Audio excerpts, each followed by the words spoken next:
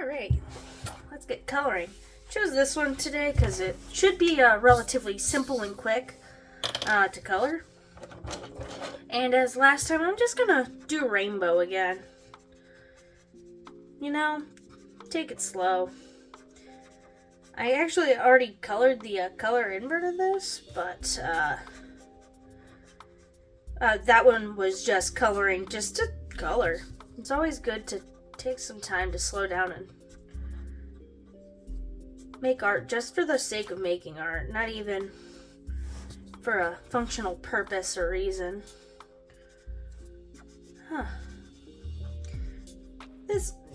Drawing this one was pretty fun.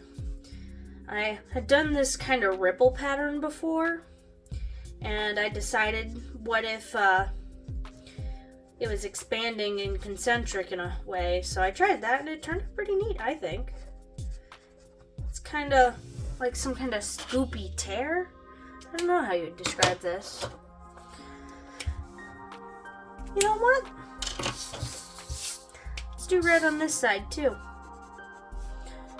That's what I like about this. There's no wrong way to color it. It's how you color it. I love things that are open to interpretation.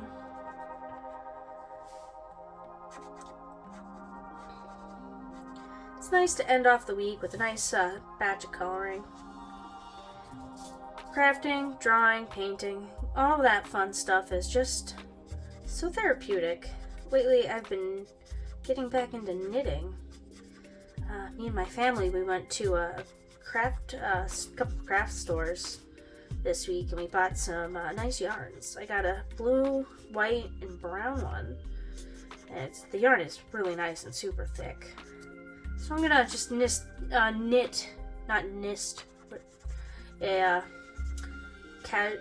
simple sweater. Not a sweater, I'm not that good at knitting, but a nice little scarf.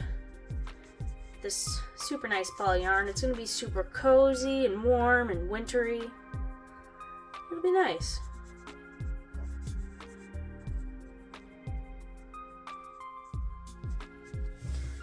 What I like about coloring is how open to interpretation it is. I like to follow patterns and see what those patterns will result in, both with drawing and with coloring. You know, if I do that, like, maybe it's like applying some kind of scientific method to my art. If I take this style of pattern and apply it in this way, what will the result be? Some of my favorite paintings and drawings have come from what if I try this. There's a painting I did last year. I had a black canvas, and I took pinks and blue paint, and I mixed it with water and just let it drip down. And once that dried, it felt incomplete, so I went through and splatter painted and like dry brushed black paint around the border, and it turned out beautiful. Honestly, one of my best paintings to date. Unfortunately, well, I mean, I could sell it or try to sell it. It's beautiful and I love it. So I kind of just want to hang on to it for now. Maybe I will grab a picture and add it. Actually, nah, I won't do that. I'll show you at some point the painting. I know the painting's on my Instagram. Posted it because it turned out really neat.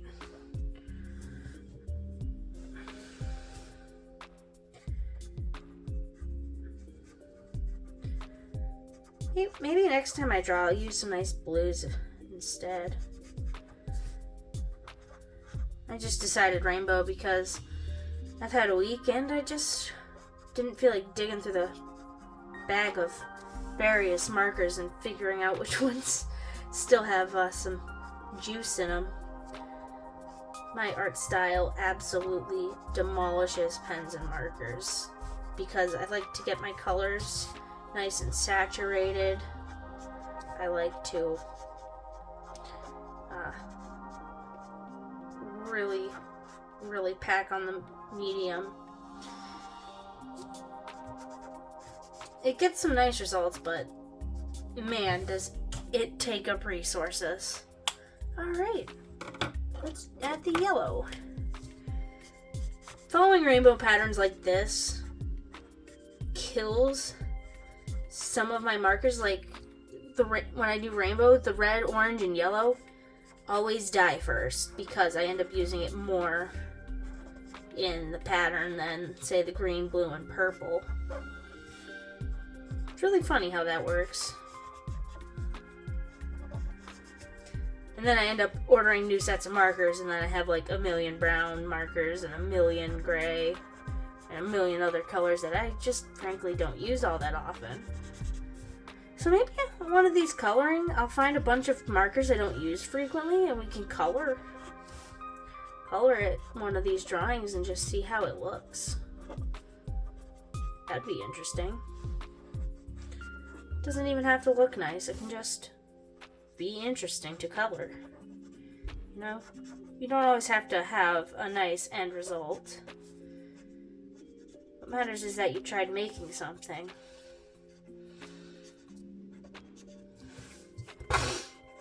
Ah, stuffy. Gotta love the winter.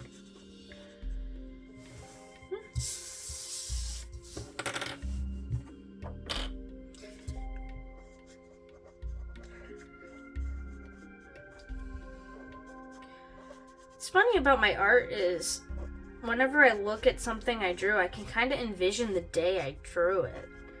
Like, I remember I was still going to school when I drew this one, and when looking at it, I can like kind of just phase and see, like, in my mind's eye or whatever you want to call it.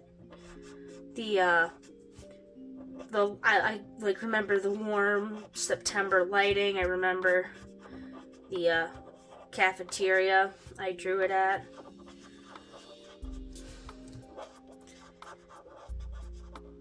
I remember the vibes of that time. It's very interesting.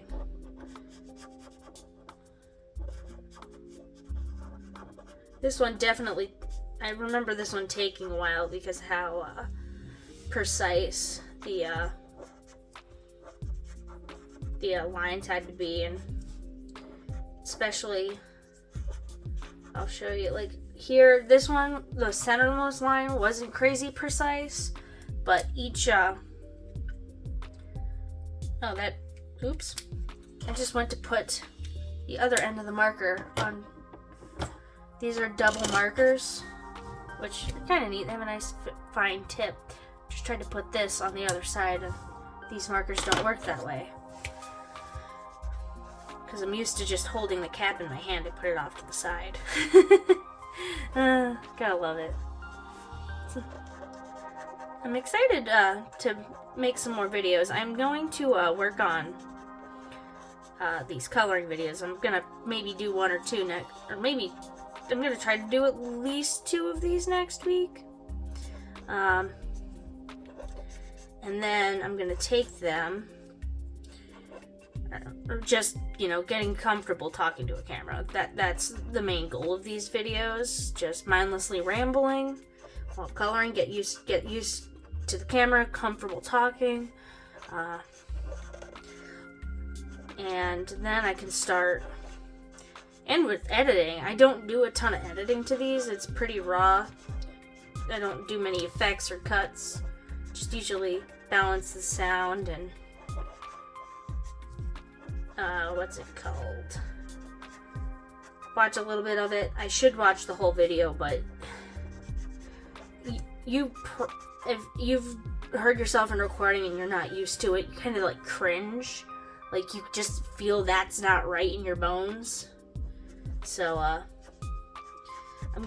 that's something I know over time you'll get used to and desensitized about, but hearing yourself on a camera is weird, and I'm gonna just slowly work my way up to being more comfortable with it, and then after that I can start getting used to showing my face on camera.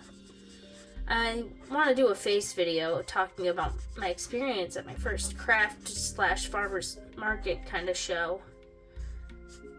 I think that would be a good experience. Maybe give a few tips.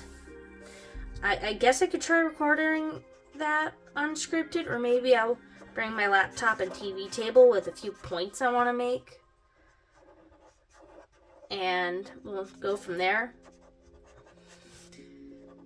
I know how to cut and trim video clips with the software I use, so that isn't going to be an issue. It's going to be me editing my own software, or editing my own video and audio. That is going to be the biggest challenge. But I'll get it done. You know, you gotta take things in baby steps that you're comfortable with, and slowly but surely break out of your comfort zone. You know? And I can guarantee in a year or two of doing this, I'm going to be a lot more comfortable with the camera. I mean, even just from this video to last video, talking feels a little more organic than before. Alright, the blue-green. I love this color. This is one of my favorite colors. Greens and blues, I love. And I also am trying to be my genuine self for the camera. It's super hard. One thing I find about talking to a camera is like, you want to put on an act, you want to put on a persona, you want to appear a certain way, and depending on the content, that works. But I think for this art, growth, coloring YouTube channel, I think getting comfortable and just being natural and organic with the content will be the way to go. Because, you know, put myself out there, but that's gonna be hard because, you know,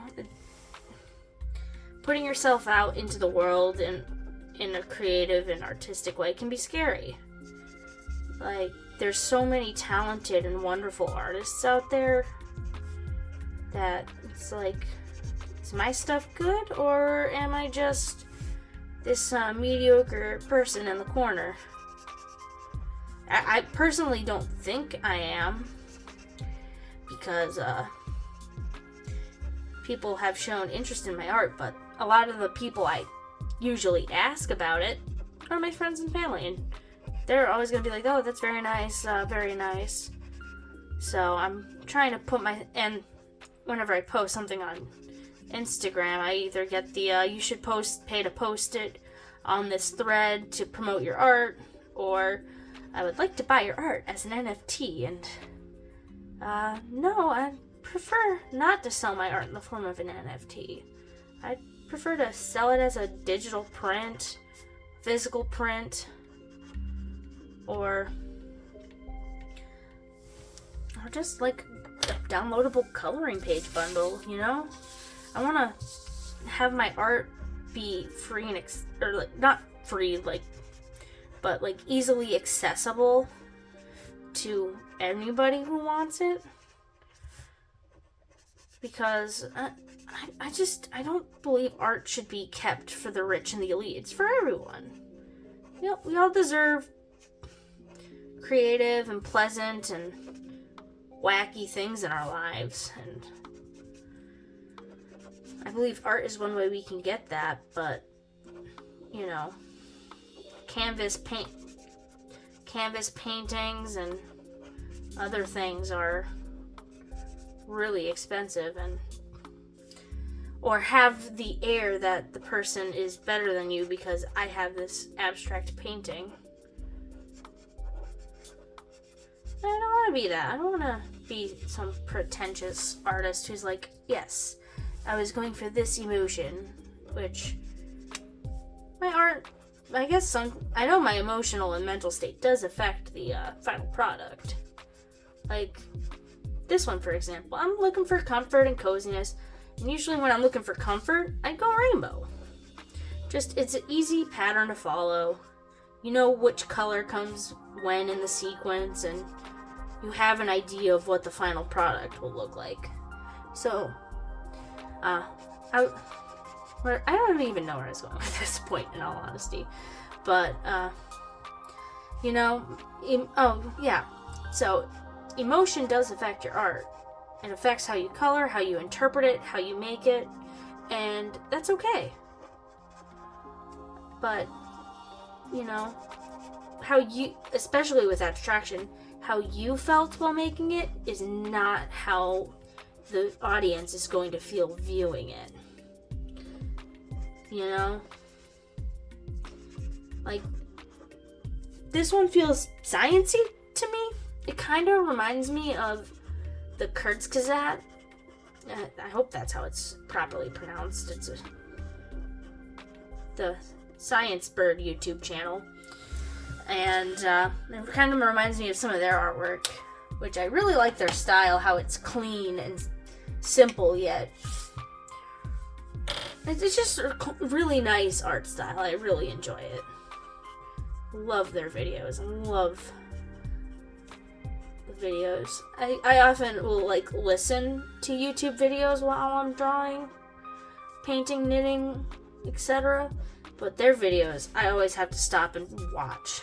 Just the visual style they have and the interpretation of the scientific and events they're portraying is just really wonderful, and their content is really exploding lately, and I absolutely love it. I don't think I'll ever be at that level where I'm making beautiful animations and wonderful high quality products with a company producing things. I know my art is going to improve, but who knows? I think my work is better as printables.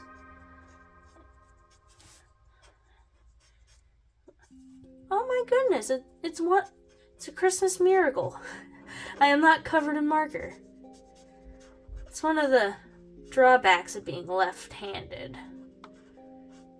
No matter what utensil you use to draw or write, you end up with pencil all over your hand. Or pen or paint. I mean, paint is natural because I sponge paint, I smudge things with my hands.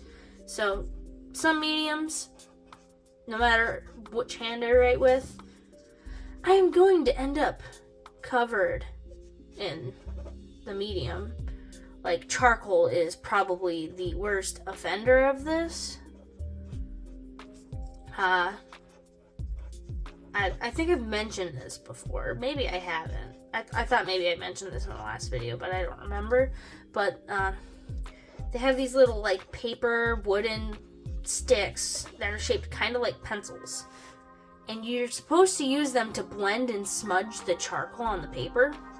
And it has this teeth gritting feel to it. And I can't stand it, so whenever I work with charcoal, I smudge with my fingers, and then I forget I have charcoal, and I touch my face, and I will leave the art studio looking like I just stepped out of the coal mines. But, I mean, it's just how I prefer to do it. It doesn't really hurt anybody. Maybe it affects, your skin. You have to go wash your face with a nice soap or something, but, almost done. Chose this one because it would be quick and easy, and I didn't want to draw for an hour. There's a few of these that I want to draw, and they're going to take a solid hour to color. Just what I want to do with them and the level of detail in the ink drawings, which is nice. That means this coloring page bundle / coloring book have drawings you can color in a short period of time, and colors you can draw in a long period of time. Alright, I think I'm going to leave these little white spots scattered throughout uncolored. It adds a nice little effect to it, like negative space. Alright, I think that's done. Well, if you made it this long, thank you for watching. Stay creative and keep drawing.